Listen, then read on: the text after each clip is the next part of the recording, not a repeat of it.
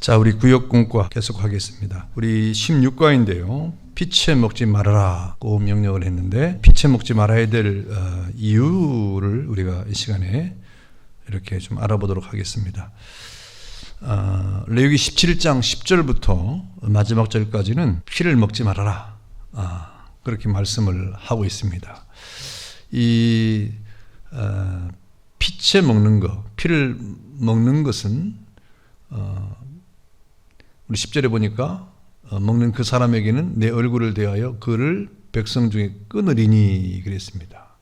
이렇게 이 피를 먹는 것에 대해서 아주 금하고 있는 말씀을 보게 되죠. 그래서 유대인들은 지금도 피를 먹지 않습니다. 피를 먹지 말라고 하신 하나님의 말씀이 있기 때문인데요. 그렇다고 하면 이 피를 먹지 말라고 하신 이 말씀의 의미는 무엇이냐 하는 것을 우리는 이 시간에 좀 깨달아야 될 것입니다. 그것은 우리 11절에도 보니까 육체의 생명은 피에 있음이라 그랬습니다. 다시 말하면 육체의 생명이 피에 있기 때문이다.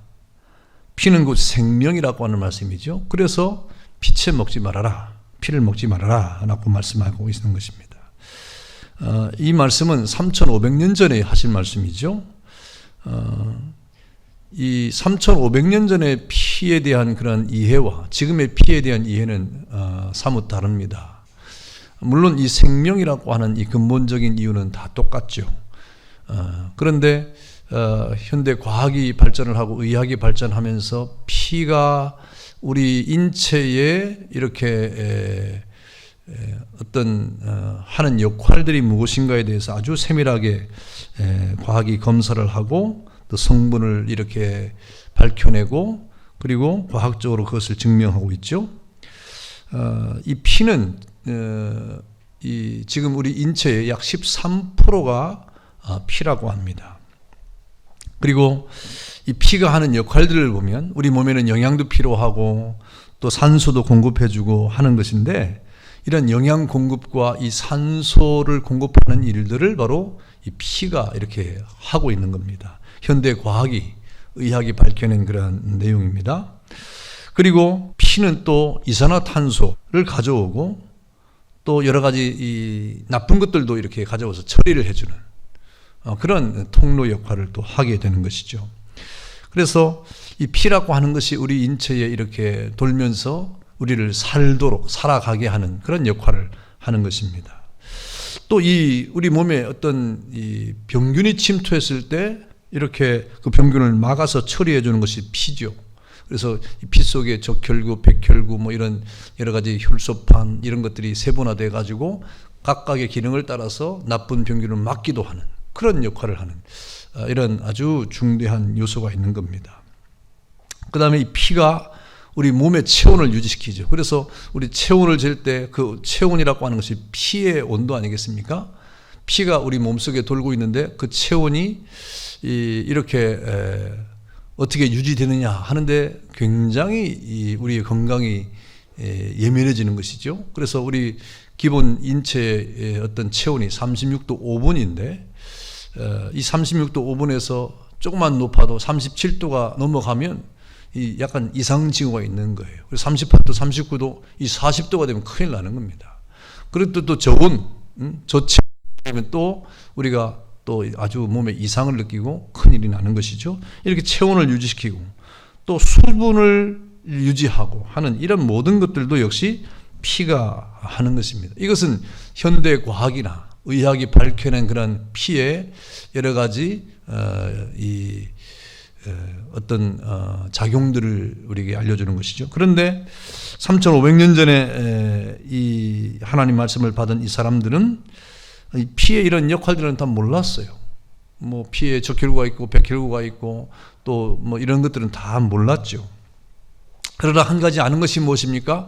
피를 많이 흘리면 죽는다는 것은 뭐 아는 거예요. 지금도 마찬가지입니다. 피를 많이 흘리면 과학적인 지식이 없어도 의학적인 지식이 없어도 피를 많이 흘리면 사람이 죽는다 하는 것은 옛날이나 지금이나 다 아는 사실 아닙니까? 그래서 이런 경우 피를 많이 흘리면 또 피를 공급해서 수혈을 하는 방법 외에는 다른 것이 없는 것이죠. 그러므로 이 피는 그 생명과 직결하고 있다는 것은 지금이나 예나 같은 것입니다. 그 피의 내용과 피의 작용이나 이런 것들은 현대 과학이 밝혀낸 것이지만 피는 곧 생명이라. 피를 많이 흘리면 죽고 사람이 그런 것을 우리가 보았을 때 피라고 하는 것은 그 생명과 직결을 하고 있다는 것을 우리가 알게 되는 것입니다. 그래서 이 피가 우리 몸속의 혈관을 형성하면서 돌고 있는데 약 10만 킬로가 된다고 합니다. 10만 킬로. 그리고 이 10만 킬로라고 하는 것은 지구 둘레가 4만 킬로니까 지구의 2바퀴 반을 도는 거예요. 그러니까 한 사람의 이렇게 이 혈관이 쭉 그 혈관을 이렇게 길이를 재면 10만 킬로인데 지구 한 바퀴가 4만 킬로니까 그러니까 사람 한 사람의 신체 안에 있는 혈관이 지구 2바퀴 반을 도는 그러한 길이니까 여러분 그 혈관의 길이가 얼마나 이렇게 깁니까? 그런데 이 피를 이렇게 심장 박동을 통해서 이렇게 돌리잖아요. 지구 2바퀴 반이나 되는 큰 혈관을 심장 박동을 통해서 이렇게 이 압력을 통해서 이 혈압 그다음에 힘 박동을 통해서 이렇게 손끝과 발끝과 저 머리끝까지 공급을 해주지 않습니까? 그래서 그 피를 힘차게 돌리려고 하면 이 혈압도 있어야 되고 그다음에 압력이 있어야 되고 그다음에 심장에 어떤 맥박수가 있어야 되는 거예요.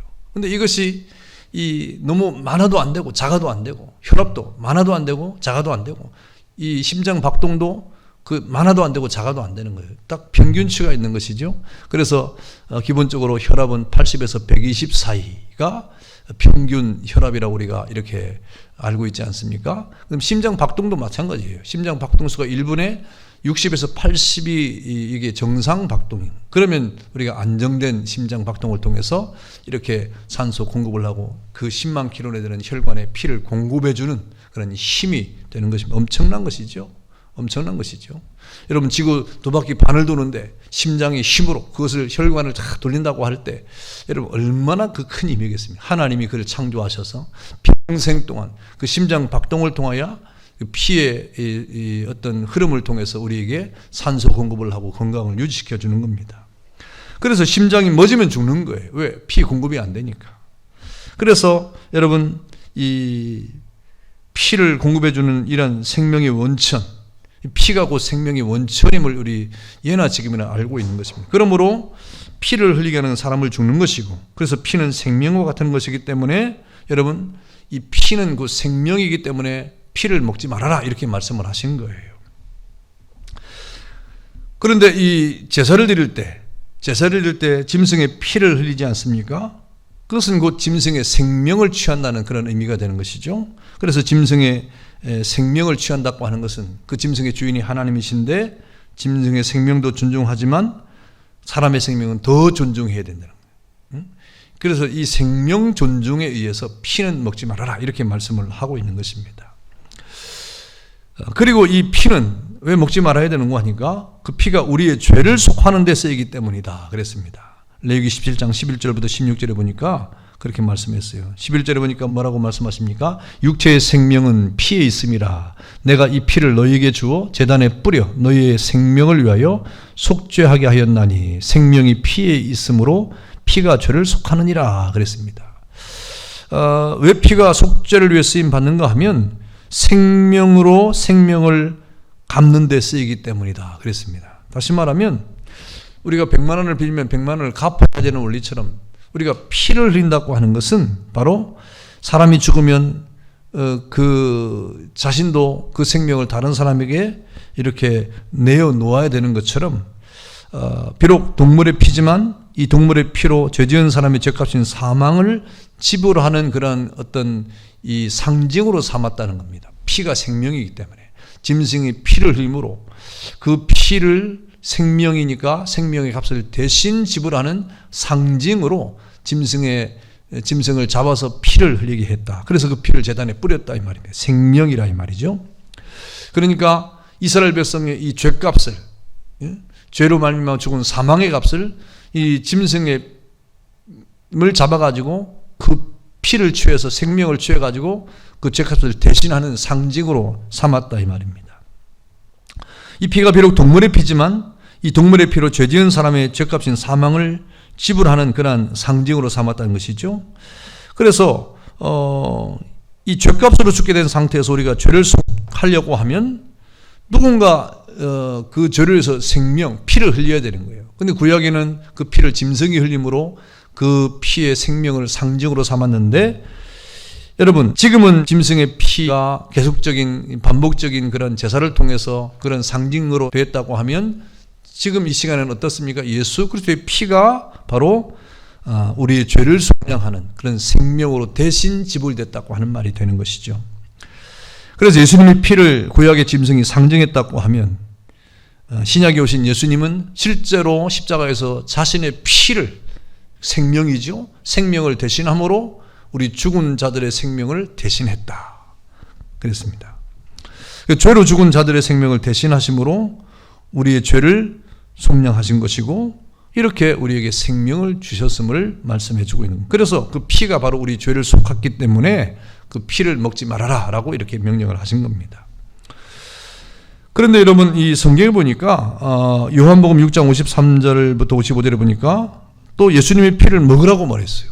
예수님의 피를 성경의 요한복음 6장 53절과 55절에 보니까 예수께서 이르시되 내가 진실로 진실로 너희에게 이르노니 인자의 살을 먹지 아니하고 인자의 피를 마시지 아니하면 너희 속에 생명이 없느니라. 내 살을 먹고 내 피를 마시는 자는 영생을 가졌고 마지막 날에 내가 그를 다시 살리리니 내 살은 참된 양식이요 내 피는 참된 음료로다 그랬습니다.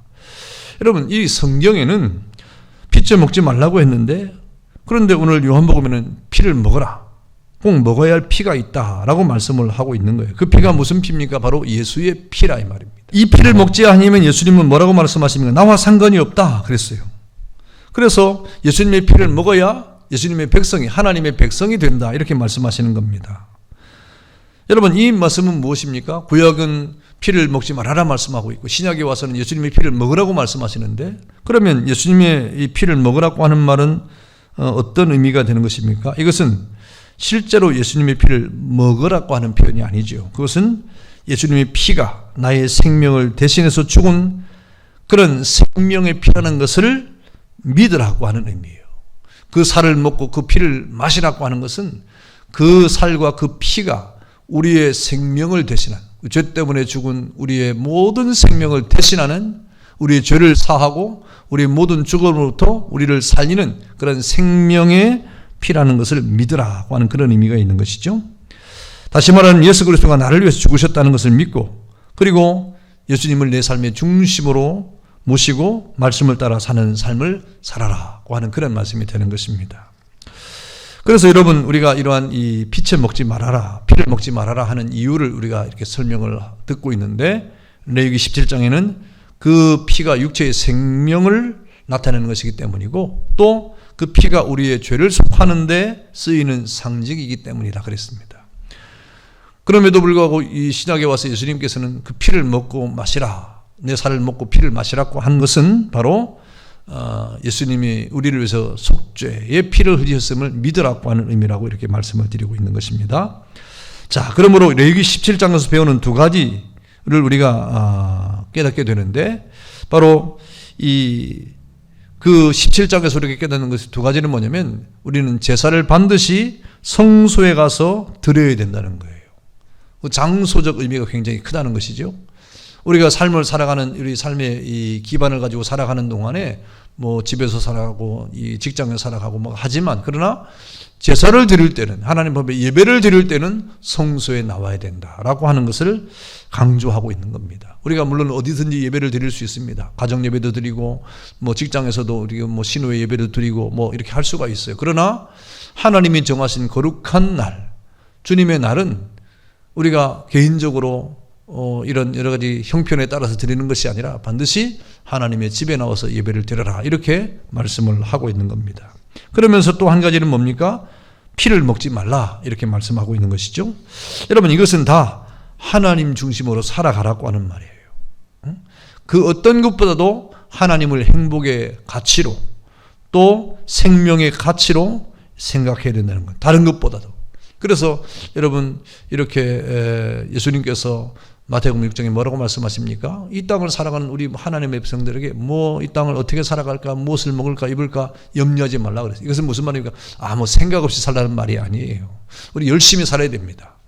땀을 흘리며 살아야 됩니다. 성경은 우리에게 땀을 흘리라고 말하고 있어요. 열심히 살라고 말해요. 땅을 우리가 가꾸지 않으면 엉겅퀴와 가시덤불이 우리에게 열매를 주지 않는다고 그랬어요. 그럼 가시덤불을 걷어내야 됩니다. 땅을 개간해야 됩니다. 경작을 해야 됩니다. 일을 해야 된다. 직장을 다녀야 된다 이 말이죠. 일을 해야 된다 이 말이죠. 땀을 흘려야 된다 이 말이죠. 노력을 해야 된다 이 말입니다. 아침에 일찍 일어나서 열심히 이렇게 여러분 삶을 살아야 된다 이 말입니다. 그러나 열심히 사는 그것만 가지고는 안 되고 여러분의 삶 자체가 하나님의 영광을 위해서 주님께 맡겨지는 삶이 될 때 그 삶을 통해서 하나님은 영광을 받으시는 겁니다. 그래서 피를 먹지 말라고 하는 것은 예수님이 나를 위해서 피를 흘려 죽으셨으므로 내 새 생명을 얻었다는 것을 기억하고 내 생명과 예수님 자신을 맞바꾼 거예요. 예수님이 십자가에 죽으심으로 우리에게 생명을 주었으니까 예수님의 그 십자가의 죽으심이 우리의 생명과 맞바꿔진 것입니다. 나를 위해서 자기 목숨을 내어주신 예수 그리스도를 우리가 믿음으로 살아가야 된다고 하는 말씀을 하고 있는 거예요. 피채 먹지 말라고 하는 것은 그저 피 자체를 먹지 말아라 이게 아니에요. 여러분 우리가 지금은 피를 마시고 그러지는 않지만 이 음식 가운데 피를 가지고 이렇게 만드는 음식도 있잖아요. 그걸 우리가 먹고 있지 않습니까? 거기는 철분이라고 하는 요소도 있고 여러 가지 영양소가 있기 때문에 우리가 음식을 섭취하는데 이 구약에는 피를 먹지 말라고 말씀했지만 시작에는 그렇게 우리가 또 음식을 섭취하잖아요. 그거 잘못된 건 아닙니다. 여러분 그러나 이 피채 먹지 말라고 하는 것은 생명에 대한 생각을 하게 하시는 거예요. 하나님 중심으로 이 땅을 살아라. 예수님이 자기 목숨을 우리의 생명을 위해서 이렇게 내놓았다. 피를 흘렸다. 그러니 그 생명을 우리는 믿으라는 겁니다. 예수 그리스도의 십자가의 피 흘리심을 통하여 우리가 생명 얻었음을 믿으라 하는 그런 강력한 요청을 하는 것입니다. 예수님의 피 외에는 죄를 속할 길이 없다고 하는 것이죠. 예수님의 피 외에는 우리가 생명을 얻을 길이 없음을 우리는 믿으라고 하는 것입니다. 그래서 바로 피를 먹지 말라고 하는 말씀 속에는 바로 예수 그리스도의 십자가의 대속의 죽음을 기억하고 믿으라고 하는 그런 이 강력한 하나님의 말씀을 우리가 이렇게 듣게 되는 것입니다. 그래서 우리는 이 피채 먹지 말라고 하는 하나님의 말씀을 그 액면 그대로 피를 먹지 않는, 물론 피를 우리가 다른 것을 섭취하지는 않죠. 그러나 음식에 관한 여러 가지 이렇게 오픈된 것이 있지 않습니까? 그래서 이 현대에 와서 이 피채 먹지 말라고 하는 것은 예수 그리스도의 구속의 피에 대한 그것을 우리가 간구하지 말고 믿음으로 살아라. 우리가 구원이 예수의 피에 의해서 되어진 것을 믿으라고 하는 말씀을 하고 있는 것입니다. 자, 내용 연구 보겠습니다. OX 문제인데요. 피를 먹지 말아야 할 이유에 대한 설명 중 맞는 것은 O, 틀린 것은 X 표하시오 그랬어요. 자, 1번 피를 먹지 말아야 할 이유는 육체의 생명이 피에 있기 때문이다 그랬어요. 맞죠? 자, 2번 피를 흘리게 하는 것은 다른 사람을 죽이는 것이다. 피는 생명과 같은 것이기 때문이다. 예, 그것도 맞습니다. 피를 먹지 말아야 할 이유는 피가 우리의 죄를 속하는 데 쓰이기 때문이다. 예, 그랬죠. 예. 그 다음에 왜 피가 속죄를 위해 쓰임 받는가 하면 생명으로 생명을 갚는 데 쓰이기 때문이다. 그랬습니다. 그것이 구약의 짐승의 피는 반복적인 그런 제사로 피를 흘렸는데 바로 장차 오실 메시아 예수 그리스도의 십자가의 피를 상징하는 것으로 이렇게 나타났죠. 그래서 마지막 날에 예수님이 오셔서 실제로 십자가에서 피를 흘리심으로 그 모든 구약의 제사를 완성하심으로 더 이상 이제 피를 흘릴 필요가 없게 된 것입니다. 5번 예수님께서 나를 위해 내 죄를 속하시기 위해 십자가에 죽으심으로 나의 죄를 속하게 되시리라는 것을 알려주시기 위해서 짐승을 대신해서 죽게 하셨다. 예, 맞습니다. 6번 성경에는 피째 먹지 말라고 하셨는데 꼭 먹어야 할 피가 있다고 말씀한다. 그 피는 예수님의 피였다. 이 피를 먹지 아니하면 예수님과 상관이 없다고 하셨다. 맞습니다. 그래서 구약에 반복적으로 잡았던 제사에서의 이 짐승의 피는 바로 신약의 예수 그리스도를 상징하고 있는 거예요. 이 구약에 반복적으로 이 짐승의 피를 이렇게 흘리게 한 것은 그 피가 사실은 사람의 죄를 속량할 수 없습니다. 예수님의 피만이 가능한 것이죠. 그러나 이 이스라엘 백성들에게 그 피에 대한 역사, 피를 통하여 죄를 속량한다고 하는 것을 가르쳐주기 위해서 짐승을 잡아서 피를 흘리게 한 것이죠. 그래서 주님이 오셔서 그것을 완성하셔서 자기 피, 예수님의 피를 십자가에 흘리심으로 이제 더 이상 짐승의 피가 필요 없게 된 겁니다. 그런 교육이 필요 없게 된 것이죠. 예수님이 실제로 십자가에 돌아가셨기 때문에, 그래서 예수님의 피로 말미암아 우리가 죄 사함을 받고 또 구속함을 받게 된 것입니다. 토론과 적용 보겠습니다. 예수님이 나를 위하여 피 흘려 죽으심으로 내가 새 생명을 얻었다는 것을 기억하고, 나를 위하여 자기 목숨을 주신 예수 그리스도에 대한 믿음 안에서 살아가고 있는지를 점검해 보자. 여러분, 우리가 예수 그리스도의 십자가, 그 구속의 피 흘리심, 이거를 늘 우리가 기억해야 됩니다. 예수님이 우리를 위해서 피를 흘렸다고 것은 생명을 주신 거예요. 목숨을 버리신 거예요. 이 피는 생명이었다 이 말입니다. 구약에 살았던 3,500년 전에 이 말씀을 들은 사람이나 지금 현대 과학이 발전한 사람이나 뭐 피에 대한 효능이나 여러 가지 작용을 다 몰라도 피를 많이 흘리면 죽는다는 걸 알고 있지 않습니까? 다시 말하면 피는 생명이었다는 겁니다. 그래서 피를 많이 흘리면 죽는 걸 다 알아요. 그래서 예수님이 십자가에서 한 방울도 남기지 않고 다 피를 흘렸다, 우리가 그렇게 표현하잖아요.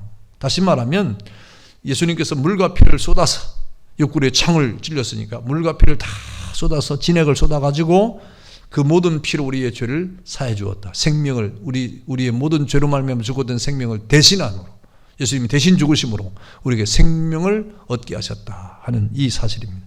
그러니 우리는 죽었다가 산 사람이에요. 그러니까 여러분, 새로운 산 사람으로서의 어떤 소망을 가졌으니까 얼마나 감사합니까? 그런 기쁨과 감사로 땅을 살아가는 은혜가 있기를 바랍니다. 감사합니다. 기도하겠습니다. 자비하신 하나님, 감사합니다. 피를 먹지 말아라고 말씀하셨는데 우리가 피를 먹지 말아야 될 이유를 우리에게 설명하고 있습니다. 우리가 하나님 앞에 제사를 드릴 때 짐승을 잡아 피를 흘리게 되는데, 그 피는 그 생명이었습니다. 이 땅에 오실 예수 그리스도의 십자가의 피를, 구약의 짐승들의 피를 통하여 예표를 하시고 상징적으로 삼았는데, 신약 예수님이 오심으로 십자가에서 피를 흘리심으로 더 이상 짐승의 피가 필요 없게 되었습니다. 이제는 예수 그리스도의 십자가의 피로 말미암아 우리가 죄 씻음을 받고 깨끗함을 받았음을 우리가 믿습니다.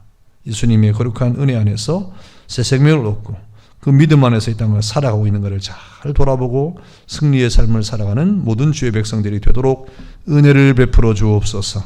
예수님의 이름으로 기도하옵나이다.